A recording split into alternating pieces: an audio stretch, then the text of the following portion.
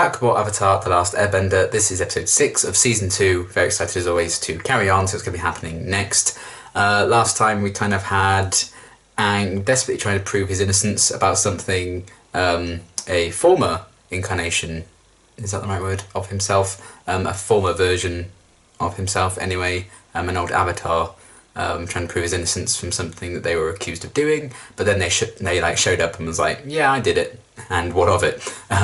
So that's the energy we should all bring into our lives, I suppose. But still, they sorted that out.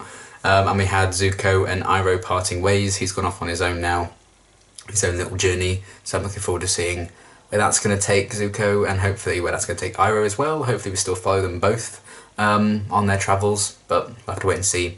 But yeah, I guess the journey continues on for this season, but I'm really enjoying what they're doing with it so far. So yeah, let's get into the next one. I really do like it. Then you should get it. You deserve something nice. I do, don't I? Treat yourself. No, it's too expensive. Check out Master Yu's Earthbending Academy. You do need a teacher. Look, there's a coupon on the back. The first lesson is free. Who knows? This Master Yu could be the Earthbending teacher you've been looking for. You never know. Strike as if you're punching through your opponent's head. Oh. He's gonna have to fight his way through the best Earthbenders in the world to even get a shot at the champ. Excuse me, but where is this Earthbending tournament exactly? It's on the island of Nunya. None of your business. Ha ha ha ha. Funny, funny guys. Oh, I gotta remember that one. Jesus. Hear this. Wait up! What was I thinking? She drowns them. I don't need a new bag. We're going to Earth Rumble 6. How'd you get them to tell you? Oh, a girl has her ways. Well, I like that they kind of have WrestleMania for Earthbenders. This is just gonna be a bunch of guys chucking rocks at each other, isn't it? That's what I paid for. I was going to say, that kind of sounds quite fun, really.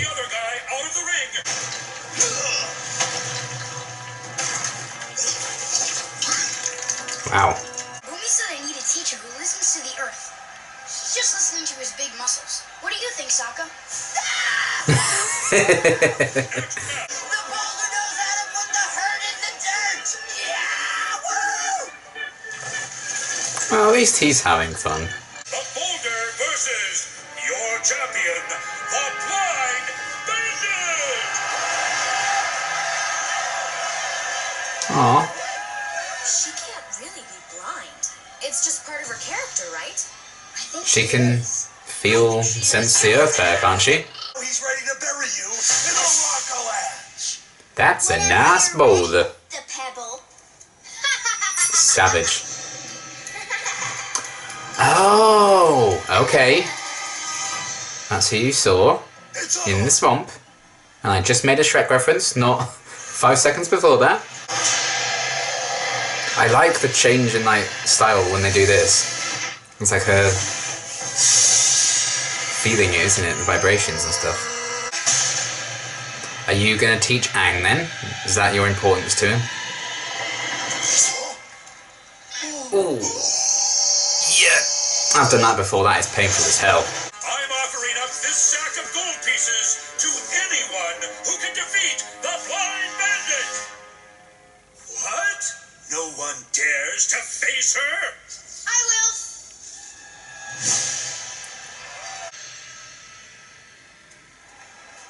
Somebody's a little light on his feet. Ah, yeah. Fighting game. The fancy dancer. Where'd you go? Yeah, she can't sense him.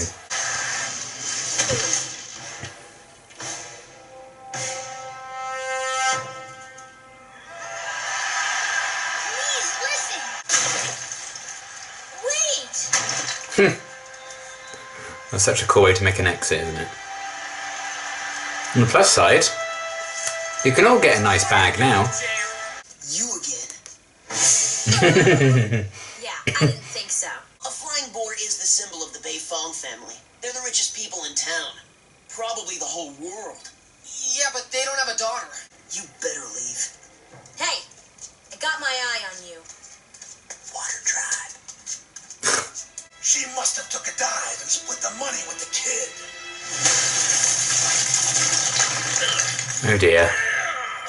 Nobody cheats Shinfu. What are you doing here, Twinkle Toes? How'd you know it was me? Don't answer to Twinkle Toes, it's not friendly. I'm keeping her at the beginner's level. Basic forms and breathing exercises only. Very good. Sure. How much longer do you think the war will last? I'd like to defeat the Fire Lord by the end of summer, but I can't do that without finding an Earthbending. A season and 14 episodes, probably. Master, Then she must be a great Earthbender. Probably good enough to save someone else. Ow! Toph is still learning the basics. Yes, So and she plays down how much she's learned. I see with Earthbending. It's kind of like seeing with my feet. I feel the vibrations in the earth. Feel the vibrations. See where you guys get to go wherever you want. No one telling you what to do. That's the life. It's just not my life. Man, he's being told to save the world. We're being ambushed. Oh. Oh, wow. If it isn't the Sore Losers Club. I think you kids owe me some money. If you want to see your daughter again, bring 500 gold pieces to the arena. It's signed Shin Fu and the boulder. I can't believe it. I have the boulder's autograph! Master, I need to get my I love soccer, but you do need to slap him sometimes, don't you? She must be so scared. You think you're so tough? I'm gonna come up here so I can smack that grin off your face. What about Aang? I think the Fire Nation will pay a hefty price for the Avatar. Get out of my ring. We need you! My daughter is blind. She is blind and tiny and helpless and fragile. She cannot help you. Bitch, please. Yes, I can. They're mine. I don't doubt that.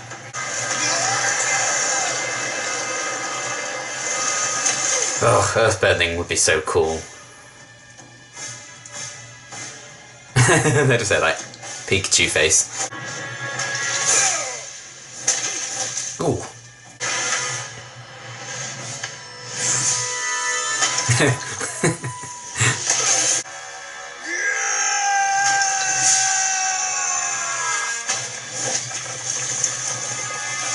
Whee.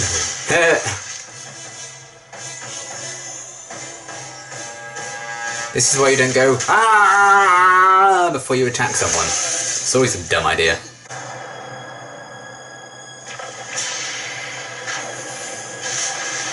It's at that moment he knew he fucked up.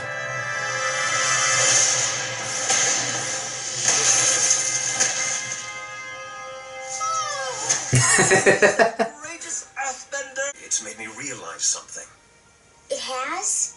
Yes, I've let you have far too much freedom. From now on, you will be cared for and guarded 24 hours a day. But Dad! You're doing this for your own good, Toph. Goodbye, Aang. Aww. Aww. Toph! What are you doing here? My dad changed his mind.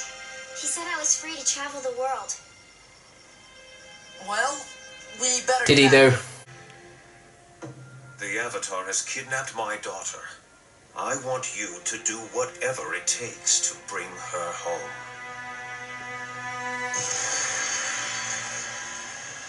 Oh, no.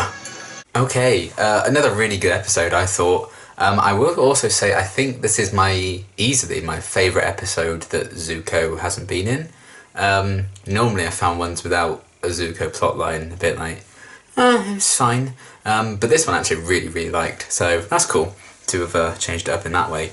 I enjoyed the additional kind of world building, I guess, it had going on with it, with like the WrestleMania kind of event that they had for Earthbenders to try and one-up each other and, you know, be the best. I liked that kind of thing hidden in the background, and seeing the culture surrounding that and seeing how people in this world, you know, find entertainment, stuff like that, and it was a cool kind of mimicry, I guess, of, you know, a similar kind of event in culture that, we have in our real lives. So I quite enjoyed that, seeing how into it Sokka was getting and stuff. He's very carried away, you know. He can be very materialistic, you know, very obsessed over things, as we saw, you know, with his boomerang, I think in the last episode, was it? Or the one before? I think it was the last episode. And then the bag and the belt in this one as well. And he very quickly gets fixated on little things like that, or fixated on this person in WrestleMania that he's rooting for. So I like them kind of displaying that. But, you know, more often than not, he will get... More often, well, you know... what's the word? I guess... You know, most of the time he'll be comedically punished for it, but he will get punished for having attitudes like that a lot of the time, which is also good, because that's a lesson that should be learned. Not that there's anything wrong with getting excited about things and being materialistic in a sense, but, you know, there needs to be a balance of actually caring about people as well, which we know Sokka has, which is why we love him. And you know, I've talked about like favourite characters and stuff before. I do still feel like Sokka is my favourite character, so I'm not like trying to hate on him or anything, but I like that they continue to use that trait more often than not for comedic purposes, but it's that consistency that I enjoy. And I also liked Katara just getting the information she needed when Aang and Sokka wouldn't have gotten it. Just showcasing her kind of determination to get stuff done, her badassery, I guess, her presence that she has with people, you know, how intimidating she can be to people. So I like that she can instill fear in people and get information that she needs, when Aang was kind of looked down upon, you know, he was just this little guy, I guess. People really didn't think much of him, you know, thought very little of him, underestimated him, which is obviously a direct parallel to what they were doing with Toph, I believe was her name, and, you know, her parents kind of treating her as nothing almost, and it's just sad that, you know, the outside world from where she lived, you know, they didn't even know that that family had a daughter because they'd kept her so secret and so protected, and I think that ended up being overwhelming for Toph, and she was like, well, screw this, I'm out, because she thought, you know, she took the chance to actually reveal how cool and badass she was with her powers to them, probably in the hope that they would turn around and say, well, clearly you're super capable, clearly we've underestimated you, you can have more freedom and, you know, live your life as you please, we don't need to, you know, make you tread on eggshells, is that the expression? I don't even know. We don't need to treat you with kid gloves, really, because you're clearly very capable of doing some really cool stuff, and withholding just how badass you are. But it just made things 10 times worse, I guess, and they just became all the stricter, and I think that was like the last straw. She didn't want to live that life, so off she goes, and I'm certainly, you know, certainly pretended that her dad changed his mind, and then he sent these guys after her, so all the more complications for them later on down the road, because of course we don't have enough complications going on for the team, so that's going to be fun to see them deal with them being hunted down by, I think it was Shinfu, and I also think it was that Yu guy, I think was the other guy at the end, who was like being told to, like, by all means necessary, bring her home, under the false assumption that Aang actually kidnapped her. But yeah, I like how they're kind of just setting up more trouble for them down the line, and, you know, that could just be something that gets resolved in the very next episode, that could be something that lasts for the rest of the season or the rest of the show, but I like that there's still plenty of roadblocks later on down the line. You know, they like setting things up, paying them off at different intervals. You know, you may have to wait a long time for some payoff, it may be quite soon that you get it, but I like the setup for that, and we'll see where that takes them. And I guess, speaking of paying off and setting up things, we kind of found out who Aang saw in his vision in the swamp, someone he hadn't met yet. Now he's met her, and the significance, I guess, is that she's going to be the one to teach him earthbending, which is really cool, and I'm excited that she has, like, joined that group. I don't know if it's a permanent thing now, she just joined the team, that's it, for the rest of the show, or if it's going to be, you know, a limited time thing, whatever. because she may just want to go off and explore more of the world just on her own free will, not just wherever Aang needs to go. That might be quite limiting to her as well, so we'll see what happens with that. But yeah, I really liked Toph and what they did with her story of being the blind bandit. And in that persona, it's when she could really shine and actually properly be herself and be her at her best, which also reminds me very much of Zuko when he's the Blue Spirit. I think that's when he is, at his most capable, at his best, as a fighter, warrior, however you want to put it. I think that's very much the same for Toph when she was the blind bandit. But maybe now she can kind of blur the lines, now that she has run off to join Aang and teach him earthbending and stuff. But it was an interesting story of her just being shut away from the rest of the world because they thought because she was small and she was blind that she couldn't really do anything and she needed to be super protected. But she was actually really capable and just maybe naturally gifted at earthbending, and being blind can help her really be in tune with the earth, which I liked the idea of how they showcased her blindness as well, when she could feel the vibrations, how they changed the art style up a little bit with that. I thought that was really cool. The aesthetics with the show is something I've always been impressed by, and that was another really cool thing. And again, it's more representation, showing that you may be blind, you may have a disability, but that's not well, you've been written off then. Your life's just going to be difficult and people aren't, going to cater to your needs. You can still be an absolute badass. And you can still be, live full lives and be really cool and interesting. And I think they did a great job of that with Toph. And I can't remember the name of the character, but I think it's when they went to another temple nearer the end of last season. There was a guy who flew around. I think he was in a wheelchair and he flew around one of the temples and stuff. It's a bit of representation there, and I thought that was also a really cool character. So I like that they bring characters like that into the show, and the fact that she was being underestimated and stuff, but she's actually an earthbending master, basically. She's really good at it. I love that, and that kind of positive representation of her, and where the connection with her and Aang might go should be interesting, considering what it meant that he had a vision of her in the swamp.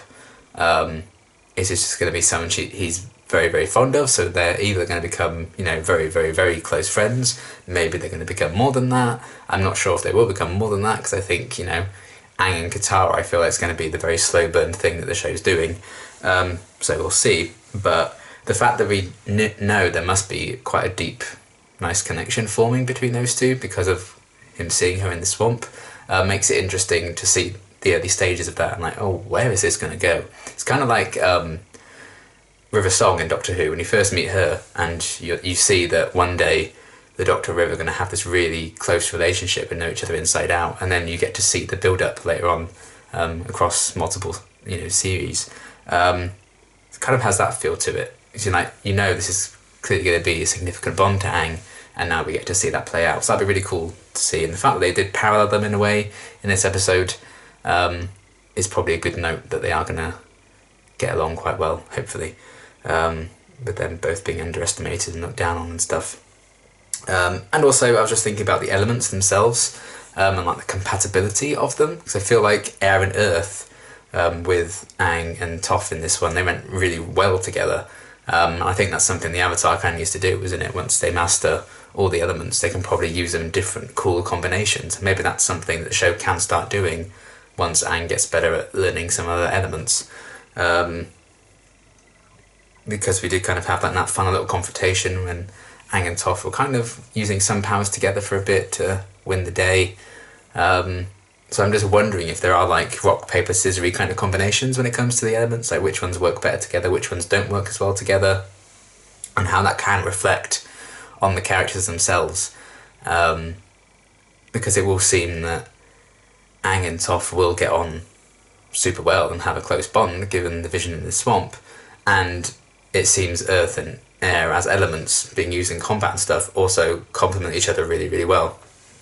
And so I wonder if that's kind of a reflection of the characters in how well their elements work well together.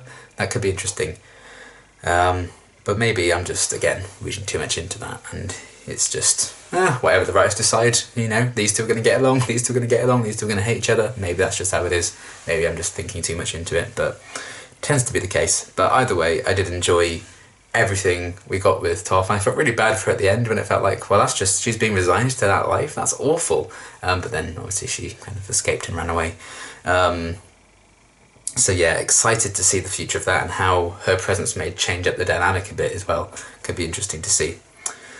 And yeah, the world building was really cool. Aang trying and failing to find his new teacher at the start, with Yu probably being a bit of a con man maybe. And then the idea of like Shinfu, who ran like the WrestleMania kind of event, feeling like he'd been cheated.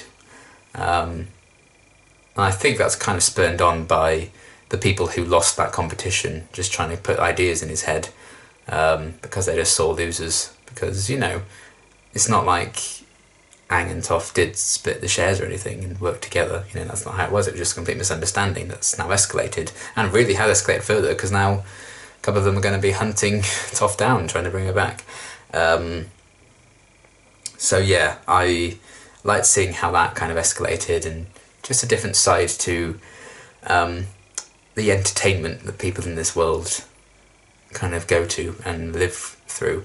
Because we had like the Avatar Day celebrations in the last one, and now we have this with the competitions and stuff. It's cool just to add to the culture of the world and do different tribes, like do different festivals. There still seems to be this big divide between the different tribes. So maybe they do celebrate different things and have different events and stuff, which would be fun to maybe explore a bit more. Because we had that scene with those two guys that Katara got the information out of, and as she was like threatening them again, Sokka said like, "Oh, water tribe" or something at them as they walked away. So clearly there's that big divide there.